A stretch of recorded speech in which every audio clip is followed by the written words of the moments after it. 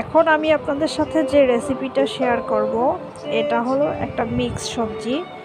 এখানে আমি নিয়েছিলাম 2টা কাঁকরোল, 2টা পটল, 2টা আলু, টমেটো আর ছিল চিংড়ি মাছ। এই সবজিটা একসাথে রান্না করেছিলাম। এভাবে মিক্স সবজি একসাথে রান্না করলে খেতে কিন্তু দারুণ লাগে।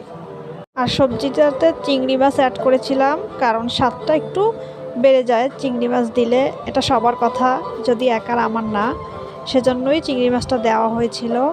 দেখেন দেখতে কালারটা কত সুন্দর লাগছে।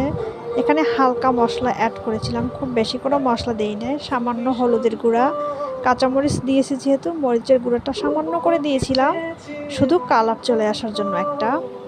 চিংড়ি মাছটা একটু ভেজে তারপরে মশলাটা ভালোভাবে কষিয়ে সবজিটা দিয়ে দিয়েছিলাম। এরপরে সবজিটা একটু কষিয়ে তারপর পানি দিয়ে দিয়েছি। যাই হোক, আমার রান্নাটা আজকের মতো এখানেই শেষ। আল্লাহ হাফেজ সকলকে।